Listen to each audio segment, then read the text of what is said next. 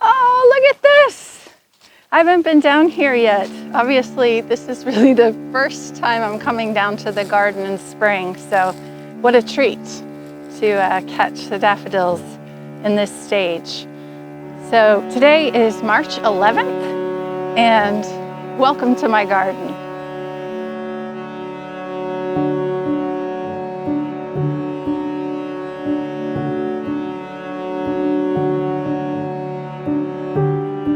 So this is forsythia, and this is one of my favorite things to see in spring because it means it's all about to get started.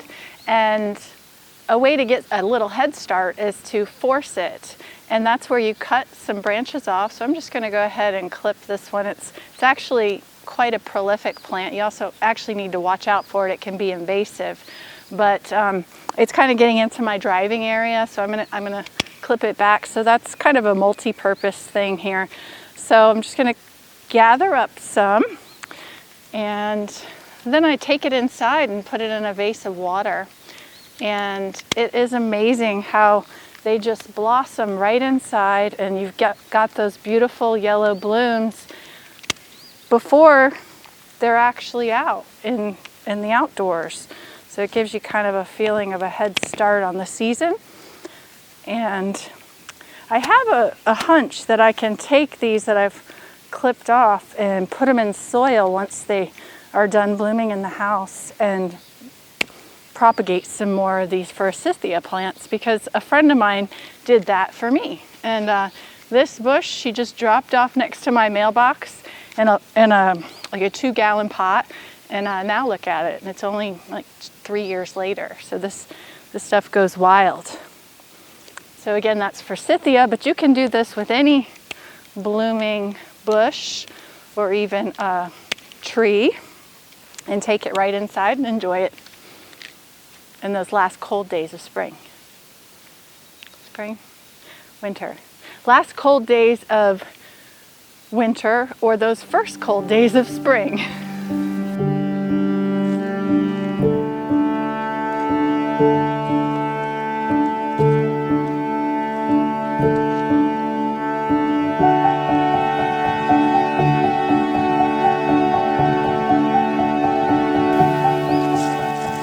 Here's some sedum. I clipped the last year's growth off the other day. So, you know, in fall it shoots up some beautiful flowers. And you leave that all winter, but this time of year is the time to clip this back before the new growth comes up. It gets a lot harder when the new growth gets high, then you're kind of trying to avoid the new growth. And if you look in here, you'll see that there's beautiful new growth coming up. And so here's last year's growth, and I'll kind of compost all this in a little bit. Another thing you could do with this is split it in half, and I might do that next week and move part of it somewhere else, because that perennials continually expand, so then you can move these other places and enjoy them in other places in your yard. All right, so here's some perennials. Like I was showing you with the sedum, I had already done it, but just coming out to trim off last year's growth on this garlic chives. And they shoot up beautiful flowers as well, and actually seeds.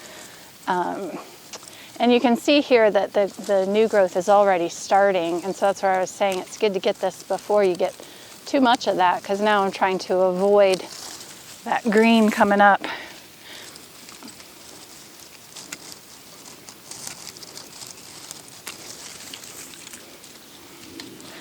And if I just grab a handful of them, sometimes that's a good trick, and just trim them all at once.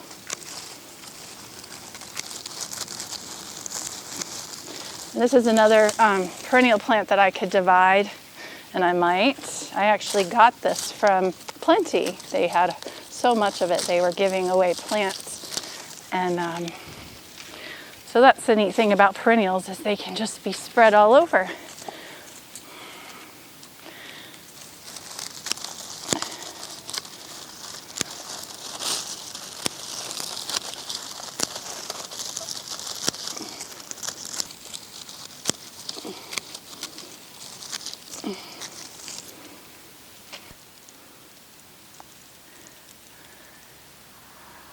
Oh, not positive what this was.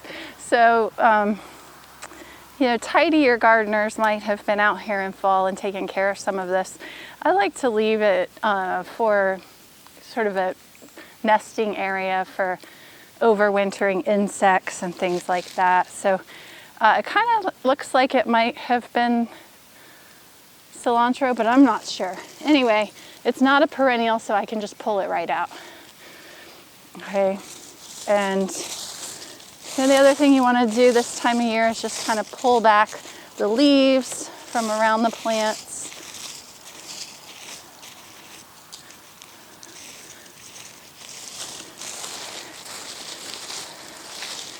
And then I've got some herbs here. Not sure they're still, yeah, there's some new growth down there, but I'll just cut this old stuff right off. Looks like some oregano and some thyme right here. So cutting this back helps the green to get warmed by the sun, kind of coming to life in spring.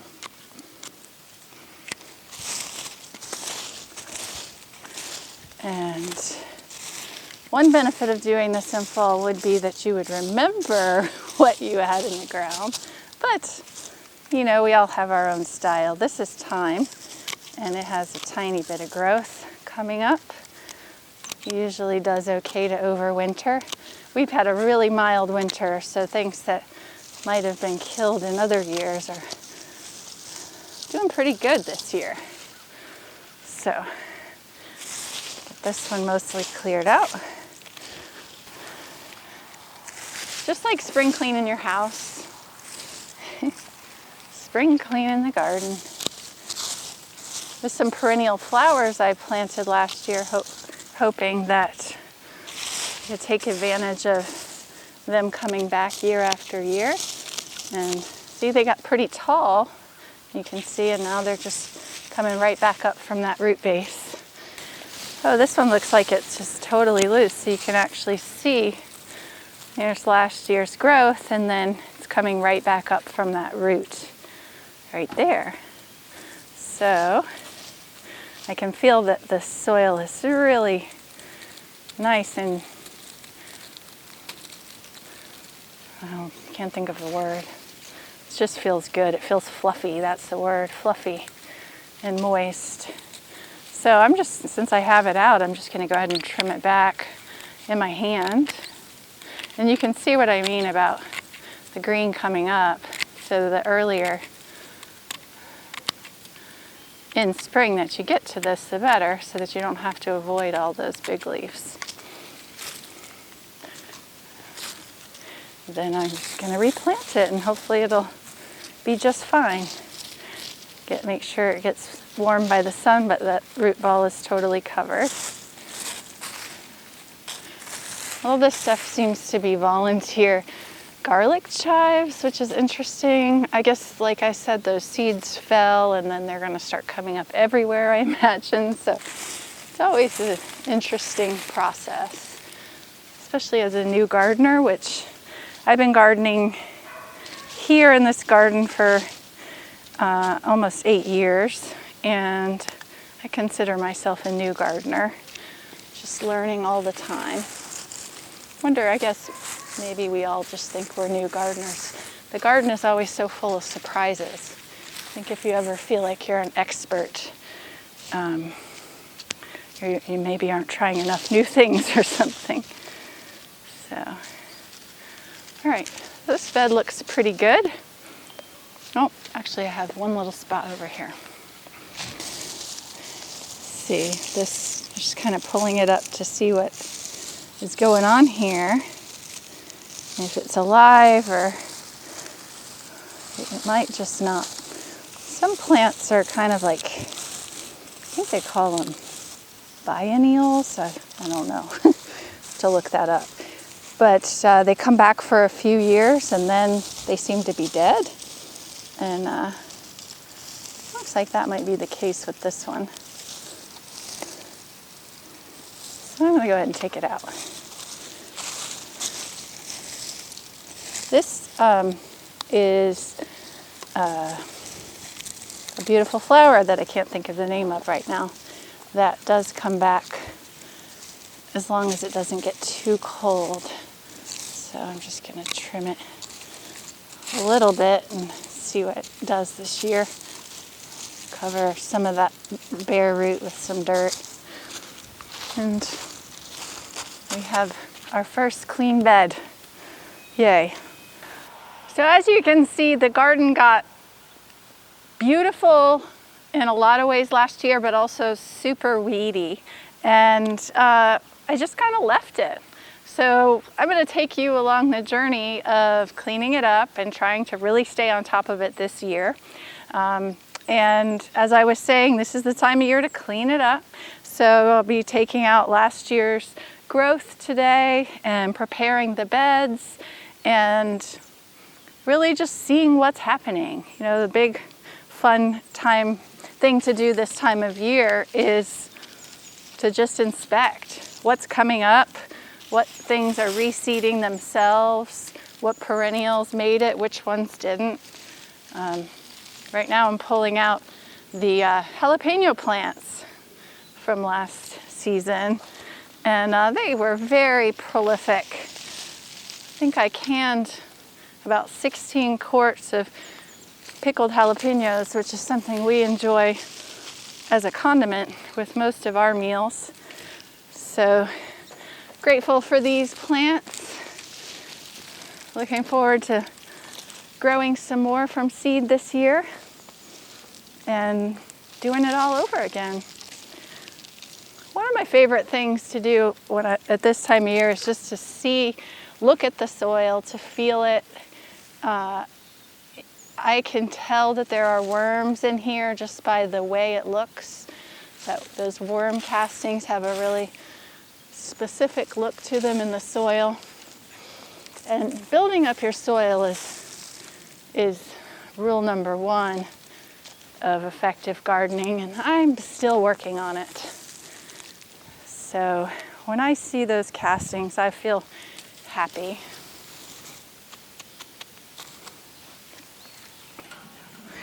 So I'm looking always for the silver lining, and one positive to letting the garden stay intact until spring is you remember what seeds would have dropped in each spot.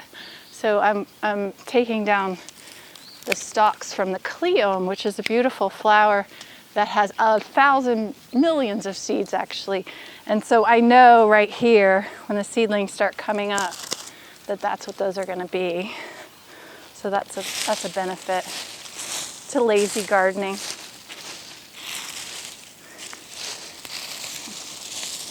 When I know they're not perennials, it's not as important to trim them. I can just pull them right out, because what's going to come up from these this year is going to come up from seed, not from the root.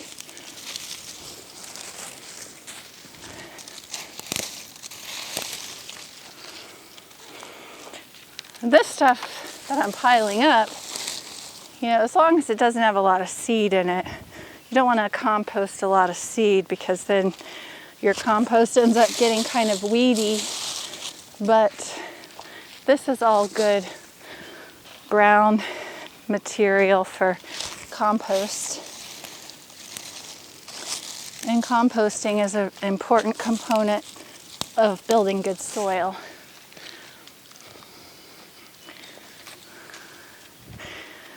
So over the next week, I'll get this all cleaned out, and hopefully next time you see it, it'll be ready for seeds.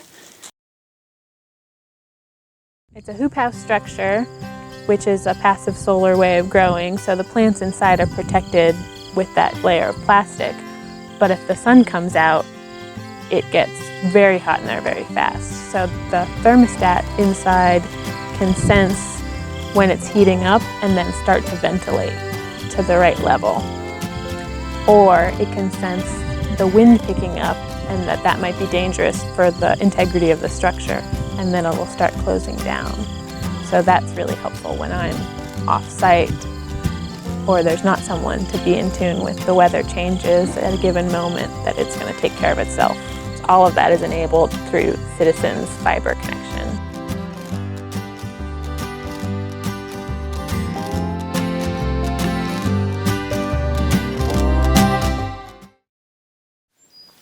So here's a fun discovery in spring.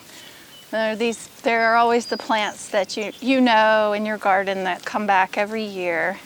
And this one is a type of, gosh, I'm forgetting the name of it, but it's edible green, and it just reseeds itself. Really spicy. Very rich. Trying to think of the name of it. It's on the tip of my tongue. It was literally on the tip of your tongue. Did you see it? You could see it on my tongue. But anyway, this is one of the first things that I see coming up in spring. So we can cook this up for dinner, saute it, takes out some of that strong flavor. Will go away when you cook it. Good. Yay, spring. Okay. Ooh, it's spicy.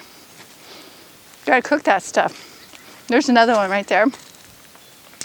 Gotta remember what it is. So if you look here, like this bed, for several years I had strawberries in it, and the soil I think it needed to rest or be enriched again, because strawberries last for several years, and I was top feeding the soil, but I pulled them out because they stopped producing as much.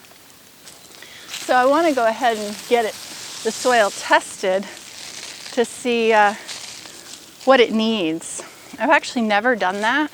I've always just added manure, my own compost, and just kind of saw the worms and hoped for the best. So this year I thought, let's let the Virginia Cooperative Extension Office help and kind of really look at it in a scientific way and tell me what amendments it needs. It looks beautiful. I started with red clay in here. So, the first step was digging out the rocks. And as you know, if you live in Floyd County, we're really good at growing rocks. And dug out a ton of rocks. We literally had a pile this high out of this garden, a couple of them. And then through the years, they always come up, but they're much smaller than they used to be. And then added a lot of manure, and then I did something called sheet mulching, which is laying cardboard down and then putting mulch on top of it. And that really brought the worms in. And so the worms have done a lot of this work. And then we also keep chickens. So twice a year I bring all of the chicken manure into the garden. And so that's another way of enriching. But I am definitely curious to talk to the agents at the extension office and find out, what they say. One of the things I've been doing is, we feed our kitchen scraps to our chickens, but of course you don't want to feed eggshells to chickens because then they want to eat their eggs. So we separate these out, and we also separate out our coffee grounds. And so what I've read is that those are things that really feed the worms well. So one of the household chores in our family is to take the container of coffee grounds and chicken shells down to the garden. And obviously we take the shortest path and dump them right over the fence. So it's just kind of sitting on the soil here. So it's something that needs to be worked in. I'm pulling out some roots of what I think were weeds last year. So I'm going to go through here with a hoe, and when I come across the shells, I just try to crunch them up. And then, the paper will compost, and so, I could get that to bury into the soil, but sometimes I'll pull it out just because I don't want paper flying around the garden. But if I can just turn it under and it goes under, it's fine. So that's a chore I'm going to be working on this week as well. These 3 beds out here we actually did clean out. I had sweet potatoes in them, and you know, that's something that has to be dug out and really, you really have to look for them. So therefore the beds got clean. Although in short order, I expect a ton of weed seeds to sprout. And my goal this year is to try and keep up with it. Last year, I took a trip to Europe for 3 weeks in July, which if you're gonna have a garden, July is not the time to go on vacation. And the weeds just took over, and then I just lost steam when I got back. So this year I'm hoping I can do a method just cultivating rather than pulling weeds, using a stirrup hoe to just knock them down as they come up. So I'll try to show you that. Here's some exciting stuff. We've got volunteer cilantro. I planted a ton of cilantro right here. This is the cilantro. You can see those with seeds there. And I'm happy to just let this lay on the ground. I eat a lot of cilantro. And so, you know, I might even just kind of shake this a little and spread it around as I'm working, and then make a mental note like, okay, I'm not gonna plant here because I know, look, if you look right here, you can see tons of seeds here. Those are all seeds for the cilantro. So I can just kind of spread them and dig them under and pat it down, and I'm planting right now. So that's a really neat thing about seeds and plants and all of it. This is catnip, which is kind of a pest, but I let it stay in some places. It just wants to grow everywhere. So it's fun to just take a discovery walk, see what we're up against. This is all dill from last year. You can see it laying here. Tons of seeds here too. So I might just let this be dill.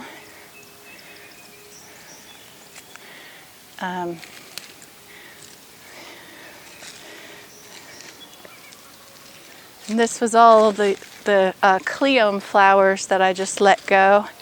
So obviously we're going to have tons of those in here too. If you look down there, that has to go. And it's nasty. So I should get started on it before it gets much bigger. I thought it was really a good idea to plant wine berries, and I got a plant at the farmer's market, and it is not something to put in your garden. It spreads a lot more than I realized. I mean, see, this came over from there and made a root, and it just keeps going. This was just one plant. It's got a lot of thorns, and I don't want it taking over my garden. So I decided I'm just gonna pull it out and chalk that up to learning. So it's good to get it before it starts getting all its leaves and more thorns, because it was pretty painful. And of course, the other drawback was all the berries were ripe in July when I went on vacation. So that's just not worth it.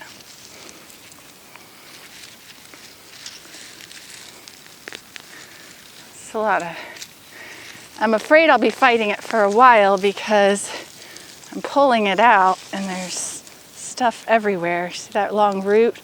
I'm guessing it might come back. So I'll just have to keep pulling it up for however long it takes.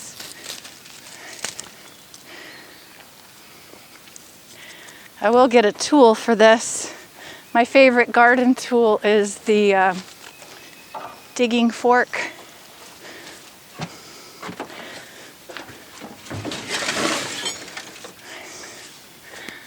It's really great for cultivating the soil, adding amendments, and digging things up.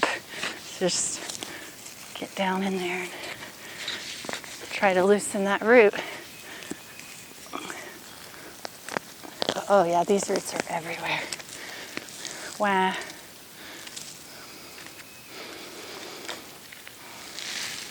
I do like wine berries, but I think I'm gonna be just eating them in the wild. at how that grows. That's crazy. Can you follow that from, here it is in the ground, nice root, and it's coming off of that branch over there. I mean, that's a perfect example of an invasive plant. You can see how it could just take over.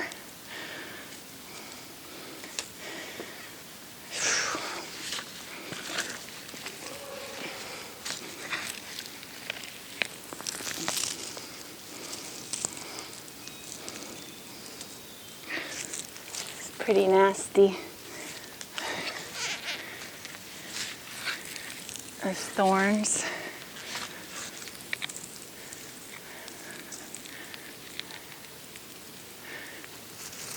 Usually if you find a thorny plant, you can get it below into the roots, like below the soil, then there won't be thorns. So that's always a good trick.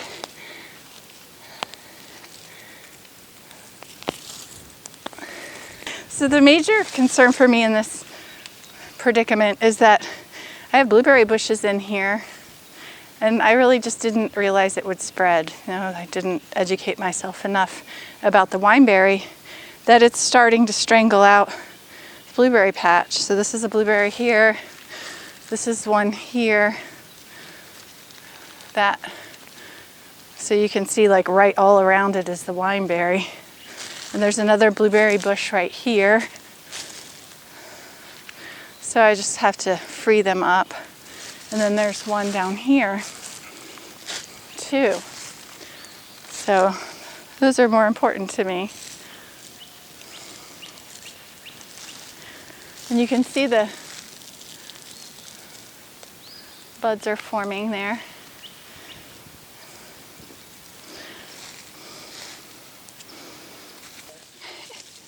This reminds me of one of those creepy crawly monsters that just takes over the universe. It's like already moved up to this bed.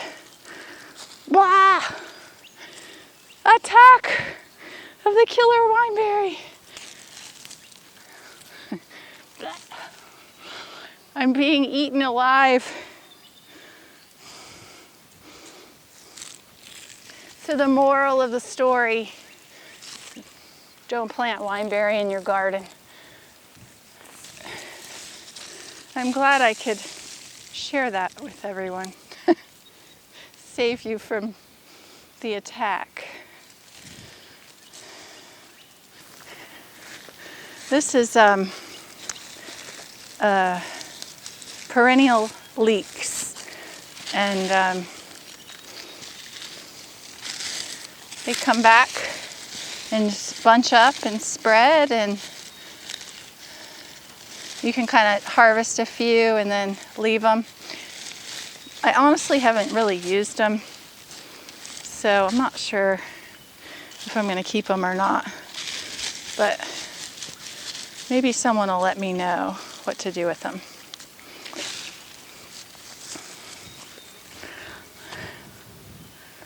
Okay, so I'm going to collect a sample of the soil here in these 3 beds.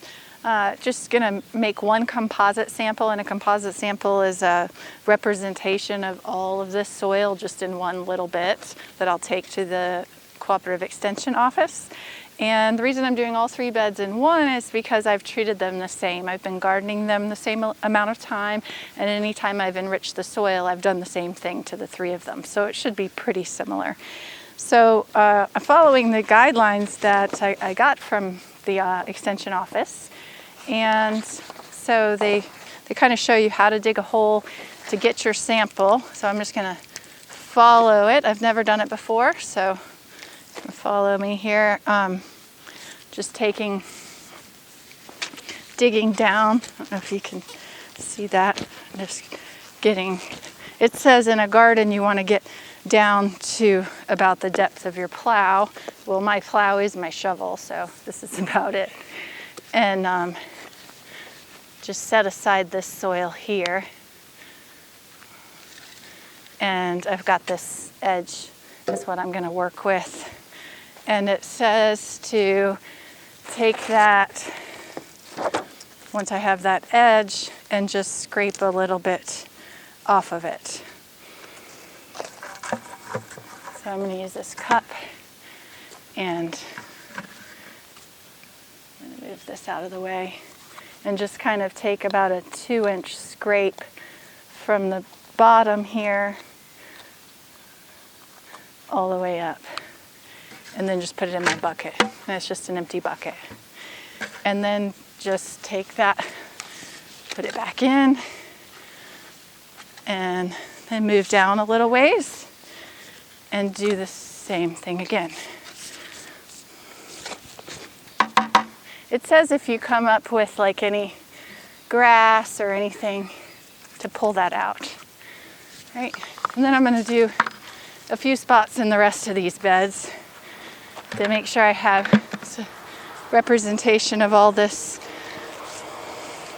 soil here.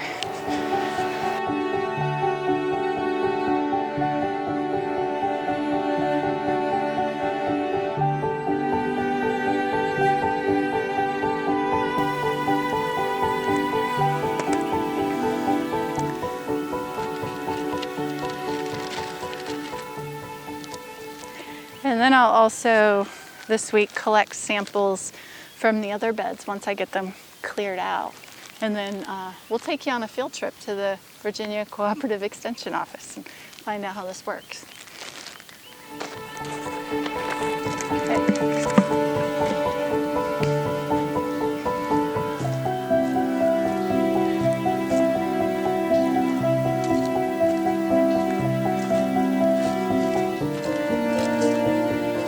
So if the weather brings you back inside, as it does this time of year, the best way to work on your garden, of course, is to peruse your seed catalogs.